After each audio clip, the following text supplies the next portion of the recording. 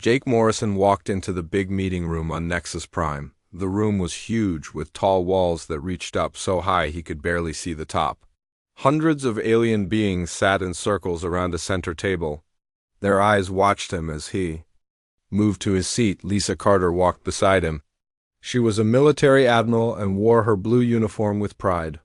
Her face showed no fear, but Jake could see her hands were tight. This meeting would decide everything for humanity. The room smelled strange. It was a mix of different alien scents that made Jake's nose wrinkle.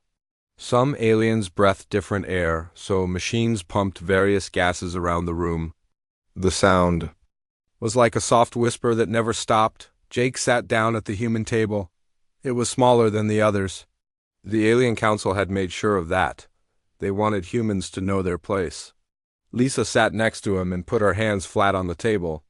"The Council will now hear the final terms," said a voice from above. Jake looked up to see Kethver, the Zephyrian delegate. His blue skin shined under the lights, and his four arms moved as he talked. Each arm held a different paper. Kethver began to read. His voice was cold and had no feeling in it. "Humanity will give up all colonies beyond the inner solar system. Earth will accept alien supervisors for all military actions. Human population growth will be limited to numbers we decide." Jake felt his heart beat faster. These were not the terms they had talked about before. These were much worse. He looked around the room at faces he had trusted. The Altarians who had fought beside humans in the last war now looked away. The Vorthans hummed a sound that meant they agreed. "You will also give us access to all human technology," Kethver continued. "Your weapons, your ships, your computers, everything will be shared with the Council for the safety of all." Lisa made a small sound like a growl. Jake put his hand on her arm to keep her calm, but inside he was just as angry. "These terms are not what we agreed to discuss," Jake said. His voice carried across the room. "We came here to find a fair solution. What you offer is slavery with nice words." A Vorthan delegate stood up. Its body was made of crystal that caught the light and threw it around the room. When it spoke, a machine changed its sounds into words humans could understand. "Your species is too violent," the crystal being said. "You fight too much. You ask too many questions. These rules will make the galaxy safe from human aggression." Jake felt something break inside him. Human aggression? Humans had saved 3 different species from extinction. They had stopped 2 wars that would have destroyed entire star systems. They had shared their medical knowledge freely and asked for nothing in return. Safe from what? Jake asked, standing up slowly. Safe from the people who died to protect your worlds? Safe from the species that has asked for nothing but respect? The room became very quiet. Even the air machines seemed to whisper more softly. An Altarian delegate finally spoke. Her voice was sad, but she still said the words. "The Council has voted. These terms are final. Humanity must accept them or face exclusion from galactic society." Jake looked at her for a long time. Commander Elena Vasquez had been his friend for 10 years. They had worked together to stop the Void Swarm invasion. She had called him brother once. Now she could not even look at him. "Elena," Jake said quietly. "You know this is wrong?" She finally looked up. Her large dark eyes were wet, but she said nothing. Lisa stood up next to Jake. Her hand moved near her weapon without thinking. Around the room, alien security forces shifted nervously. "We have given you our answer," Kethver said. "Accept these terms or leave, but know that if you leave forever. No species has ever walked away from this council." Jake looked around the room one more time. He saw fear in some faces. He saw hate in others. He saw shame in a few. But he saw no friendship. He saw no respect. He saw no recognition of everything humanity had done for the galaxy. "Very well," Jake said. His voice was calm, but everyone could hear the anger underneath. "If this is how the galaxy treats those who have bled for it, who have died for it, who have asked for nothing but fairness, then humanity withdraws from these negotiations." The room exploded with sound. Aliens began talking loudly in their own languages. Some stood up, others made sounds of shock. The Krillian delegate began clicking rapidly, which meant surprised. Jake and Lisa walked toward the big doors. Their footsteps echoed in the huge room. Behind them, the noise grew louder. Some delegates were shouting now. At the door, Jake turned around one last time. The room was in chaos. Kethver was trying to restore order, but no one was listening to him. "Remember this moment?" Jake called out. His voice cut through all the noise. "Remember it very well? Because when the next crisis comes, when the next threat appears from the dark, do not come looking for us. Humanity is done cleaning up your messes." The great doors closed behind them with a sound like thunder. In the hallway, Lisa finally spoke. "Think they understand what they just did?" she asked. Jake shook his head. "They will. Soon enough, they will." Outside, their shuttle waited to take them back to the human ship. As they flew away from Nexus Prime, Jake looked back at the massive station. Millions of beings lived there. Hundreds of species worked together in peace. That peace had been built on human sacrifice, human blood, human lives. And now it would fall apart because those same beings could not. Stomach treating humans as equals, the shuttle entered hyperspace, carrying them back toward Earth. Behind them, the galaxy began to learn what it meant to be without humanity. Ben Hayes stood on the bridge of his ship and watched the last human transport leave the research station. 3 months had passed since Jake Morason walked out of the council meeting. Now humans were leaving every alien world, every shared facility, every joint project across the galaxy. "Final group is away, Captain," said Kate Sullivan from her seat at the communication desk. "All humans and their equipment are off the station." Ben nodded. Below them, the huge research station still floated in space around the planet Kepler 442b, but now it looked empty and sad. The lights were dimmer. Many sections were completely dark. The aliens who remained could not run the advanced systems that humans had built. Dr. Sam Rodriguez packed the last of his research into metal boxes. He had worked on this station for 15 years. His life's work was here. His friends were here. But not anymore. 15 years? He said to Dr. Amy Clark as she helped him carry equipment. 15 years of working together, and it ends like this. Amy sealed another box of computer parts. These were special quantum computers that only humans knew how to build. "It doesn't end, Sam. It changes. We'll keep working." Just not for them anymore? The withdrawal was happening everywhere. Human mining operations shut down their machines and left. The aliens had depended on human mining technology to dig deep into dangerous planets. Now those mines sat empty, trade ships that carried goods. Between worlds were mostly human-owned. When they stopped flying, alien merchants found themselves with no way to move their products. Prices for basic goods began to rise on many worlds. Admiral Lisa Carter sent orders to every human military commander in the galaxy. Her message was short and clear. All human ships will withdraw from joint operations now. We are ending all defense agreements. Each species can protect themselves. The effect was immediate. Wars that had been stopped by human peacekeepers started. Again within days. The hegemony wars, which had been quiet for years, exploded into full fighting. Pirates and raiders who had been afraid of human patrol ships became bold again. Commander Rick Stone led the withdrawal from the Outer Rim defense grid. This was a network of early warning sensors that watched for threats coming from deep space. The aliens had built it with human help, but humans ran most of it. "They're sending us messages every hour," Rick reported to Admiral Carter. "The Krillian raids have already started again. Without our warning systems, they can't see the attacks coming."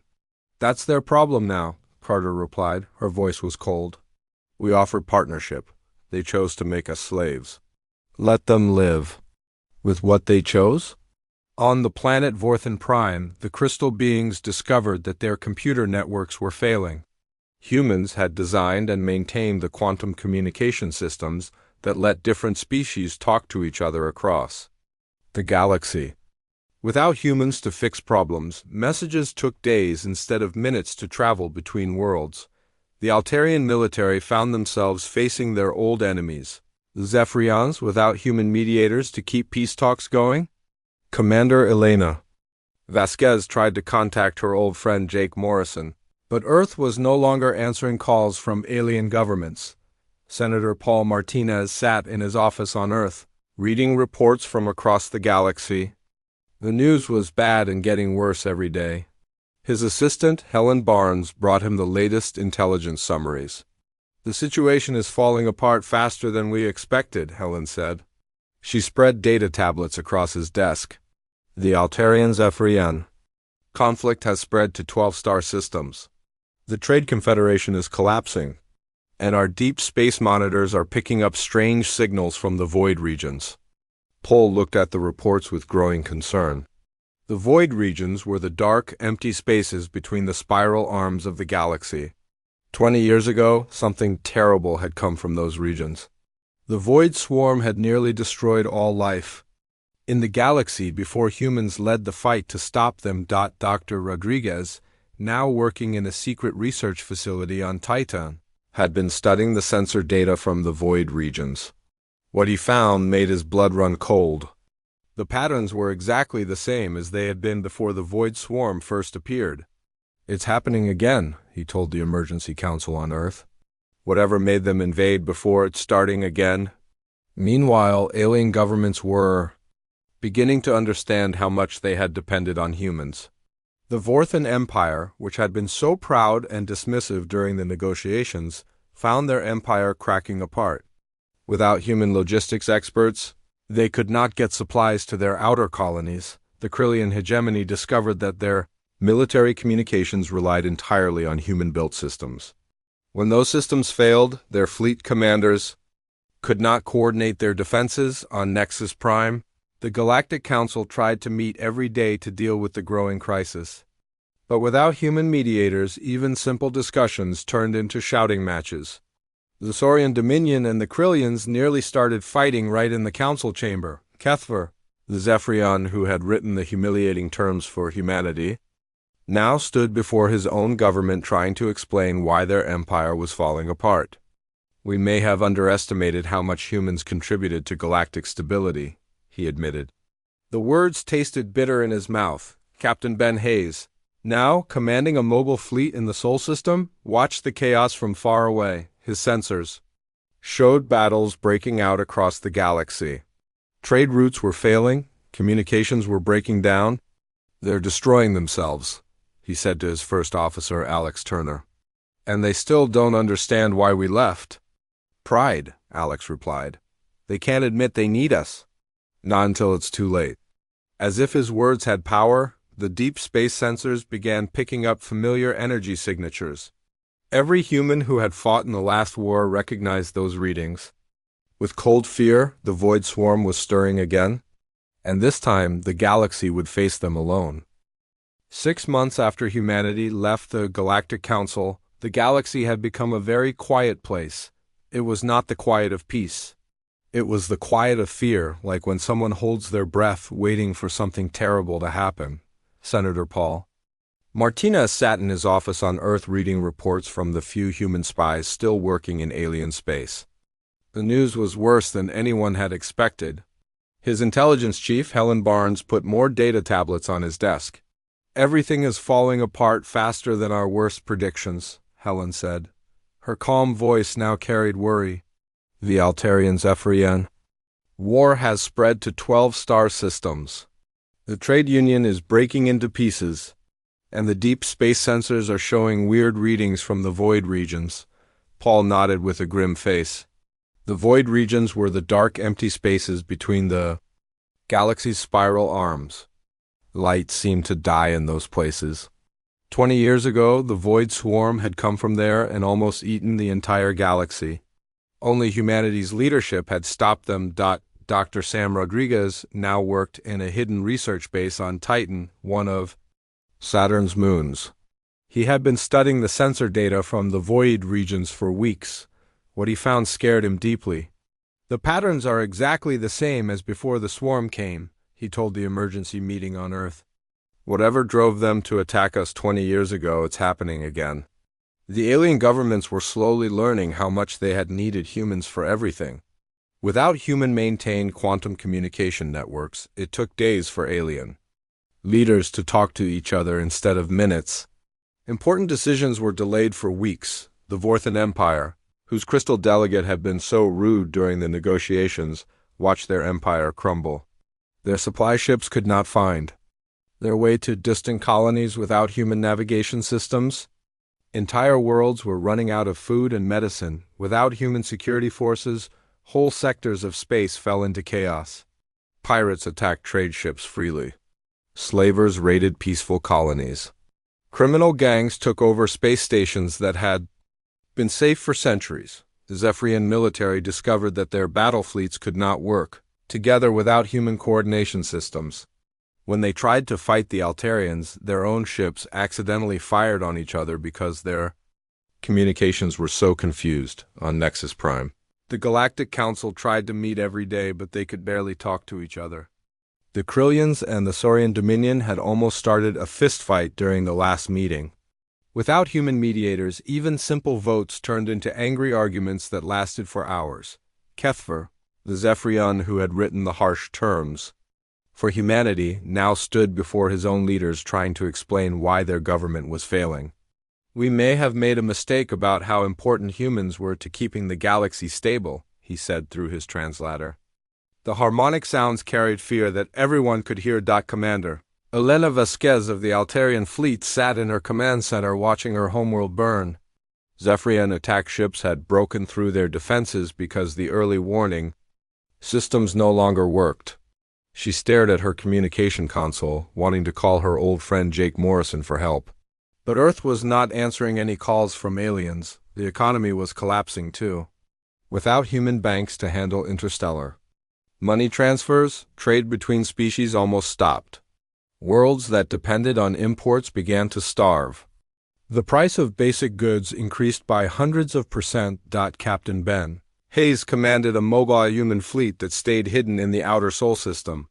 His job was to watch what happened in the galaxy and report back to Earth. What he saw was complete breakdown of order. "They're tearing themselves apart," he told his first officer, Alex Turner, as they watched another battle begin near the former trade hub of Centauri Station. "And they still don't understand why we left." "Pride," Alex said, shaking his head. "They can't admit they need us." "Not until it's too late?" The deep space monitoring stations that humans had secretly maintained began picking up energy readings that made every veteran of the last war feel cold fear. The signatures were unmistakable. Something was moving in the void regions. Dr. Rodriguez called an emergency meeting with Earth's leadership. His face was pale as he showed them the data. "The void swarm is waking up," he said simply. "The energy patterns are identical to what we saw before their last invasion. But this time, they're moving faster and in larger numbers." The first scout ships from the void emerged from dark space on a Tuesday morning, Earth time. They were small black shapes that absorbed light and radar. 3 alien patrol ships that tried to investigate simply disappeared. By Friday, the Kepler 442 system had gone completely silent. The research station that humans had evacuated months earlier was now feeding ground for the void creatures. No signals came from the system at all. It was as if the entire star system had been erased from existence. Admiral Lisa Carter stood in the war room under Luna's surface, watching the tactical displays show system after system going dark. Beside her, Fleet Admiral Joe Mitchell updated the casualty reports with a grim face. "Kepler 442 system is dark," he reported. "That's the 4th system in 3 days. The aliens are losing ground faster than they can evacuate their people." The irony was not lost on anyone in the room. The very research station that humanity had peacefully evacuated was now being consumed by the galaxy's worst nightmare. "Ma'am," interrupted Communications Officer Linda Young, "we're getting emergency calls from the Galactic Council." "They're begging for immediate help." Carter's laugh had no humor in it. "Begging? Last time I checked, they were demanding our surrender. Have they changed their minds about their terms?" The transmission that followed was from Kethver himself, the same Zephyrian who had tried to enslave humanity. His normally proud voice shook with barely controlled panic. Admiral Carter, I am authorized to offer humanity complete restoration of all previous rights, plus additional benefits in exchange for immediate military help against the Void Swarm. The galaxy that had tried to chain humanity was now begging for salvation. But this time, humanity would not simply answer the call. This time, they would set the terms. The first Void Swarm scout ships came out of dark space on a Tuesday. By Friday, 3 whole star systems had gone silent. The galaxy's response was broken, confused, and completely useless. Without human coordination, the different alien species could not work together to fight back. Admiral Lisa Carter stood in the war room deep under the moon's surface.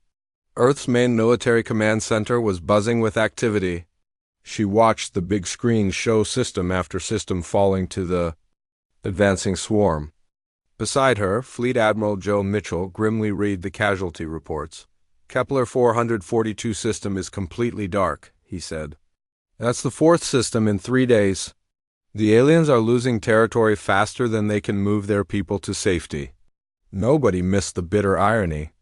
The research station that humanity had peacefully left just months ago was now feeding the void creatures. The aliens had gained nothing by driving humans away, and now they were paying the price. "Ma'am," said Communications Officer Linda Young, "we're getting emergency messages from the Galactic Council.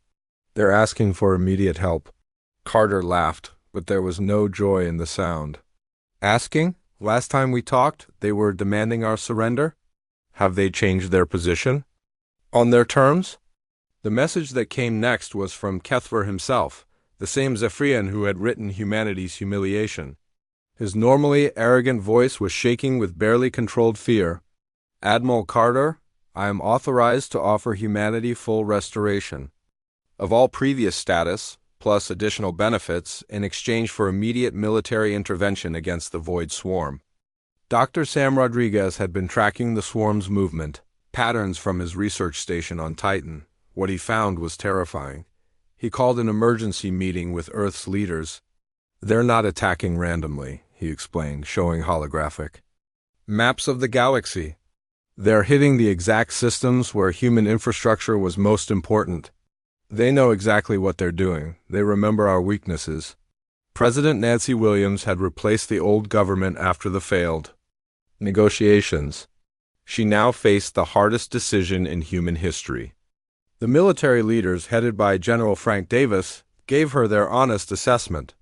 "The question isn't whether we can win," General Davis explained during the emergency cabinet meeting. "We can defeat the Void Swarm again. The question is whether we want to save a galaxy that tried to make us slaves." The debate went on for hours.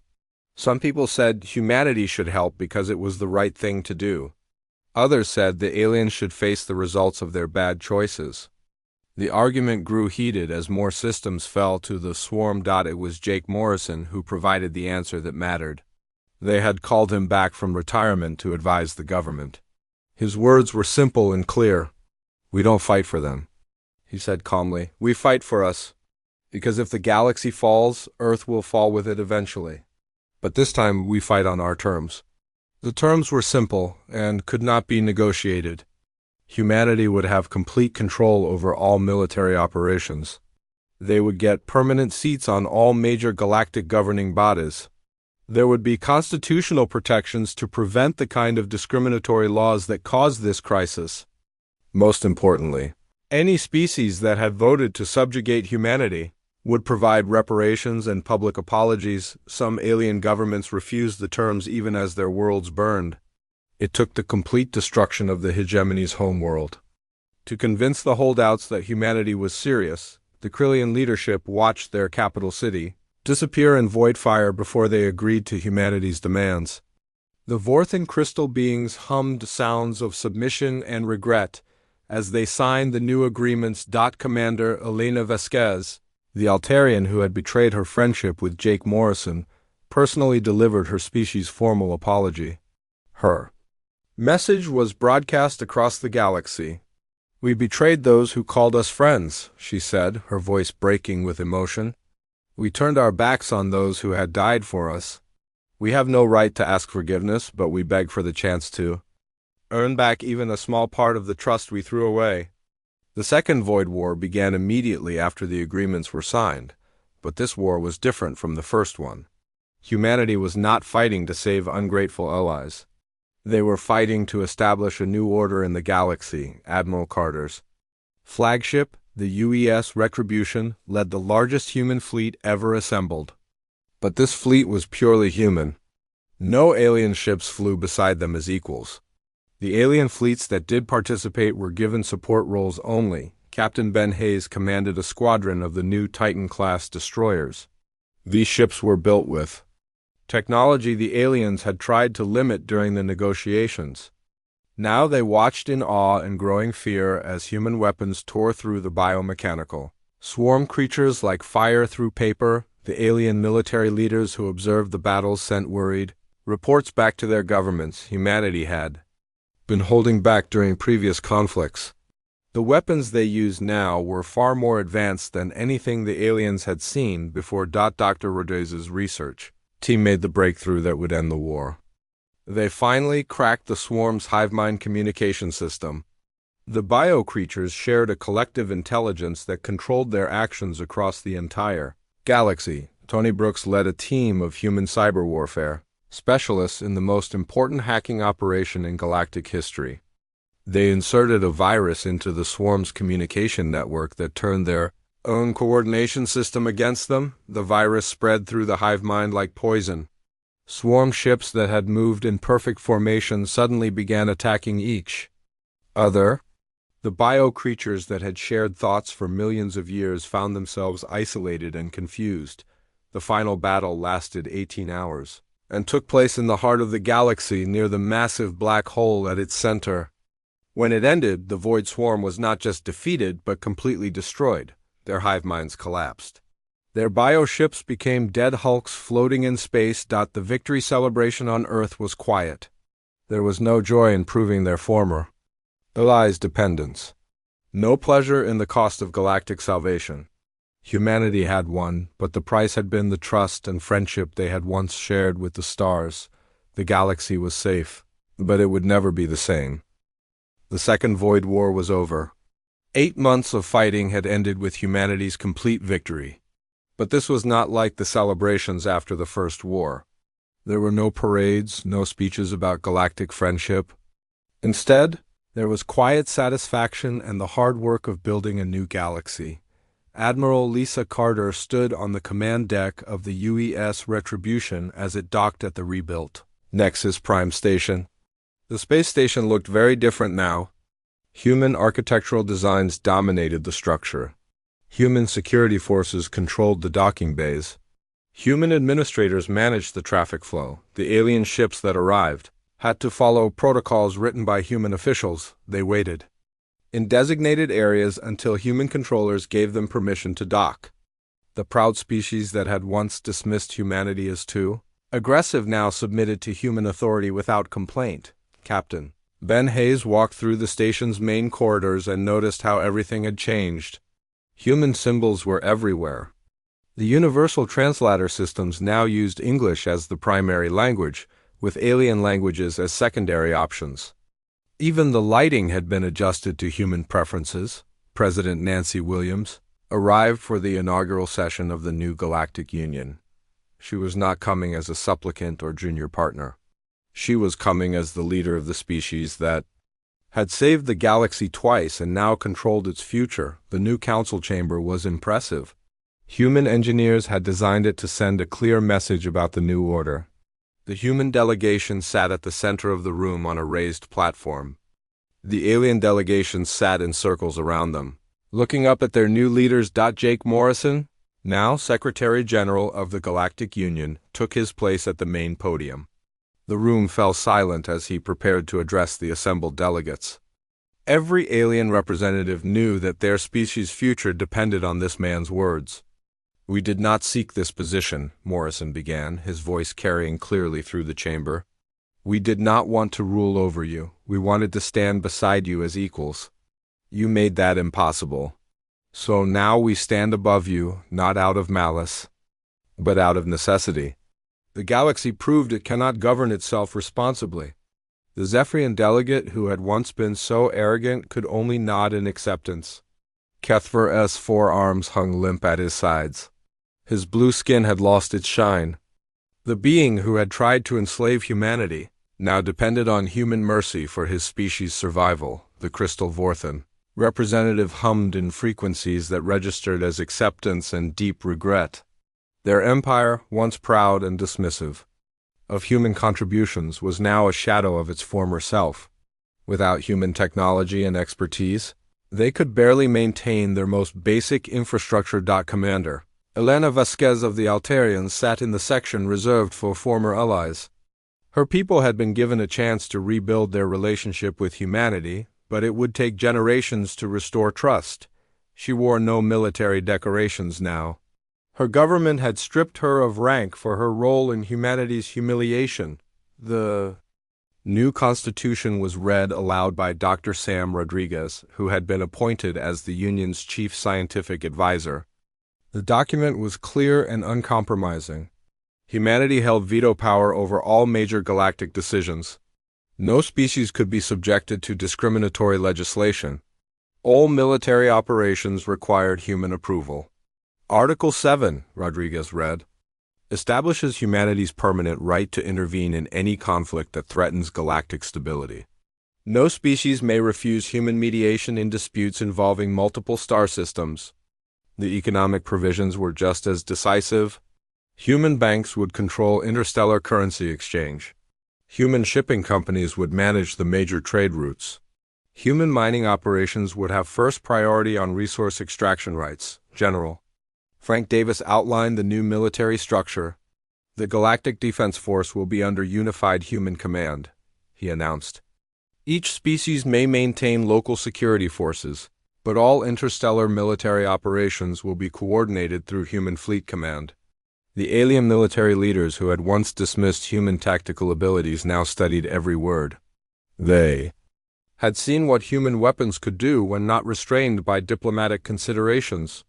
The Titan-class destroyers that had torn through the Void Swarm were still patrolling the galaxy, a constant reminder of human power. Tony Brooks, the cyber warfare specialist who had defeated the Void Swarm's hive mind, was appointed to oversee galactic communications security. His first act was to install monitoring systems on all major alien networks. No species could plan military action without human knowledge. The reparations payments began immediately. The Krillian hegemony handed over 3 entire star systems to human administration. The Vorthan Empire provided advanced crystal technology that they had previously refused to share. The Zephyrians gave humanity access to their quantum manufacturing facilities. As the session continued, Morrison noticed something interesting. Some of the younger alien delegates seemed almost relieved. They had grown up during the chaos of the withdrawal and the terror of the Void War. To them, human leadership represented stability and safety rather than oppression. But the older delegates, those who remembered the galaxy before human dominance, watched with barely concealed resentment. Morrison knew that this tension would define galactic politics for generations to come. Admiral Carter joined Morrison on the observation deck overlooking the orbital city that surrounded Nexus Prime. The view was spectacular, but both humans understood the price of the peace they surveyed. Think it will hold? Carter asked, watching an alien cargo ship submit to inspection by human customs officers. Morrison observed a group of alien children in the station's education center learning human history alongside their own species' heritage. Their teachers were explaining how humanity had saved the galaxy and why human leadership was necessary for continued peace. It will hold because it has to, Morrison replied. They learned what happens when humanity leaves the negotiations. Now they know what happens when we come back on our terms. The new order was not built on friendship or mutual respect. It was built on necessity, fear, and the hard-learned lesson that some species could not be trusted with self-governance. The galaxy had peace, but it was a peace imposed by those strong enough to maintain it. In the stars above, human patrol ships maintained their vigilant watch, ensuring that the lesson learned in blood and humiliation would never be forgotten.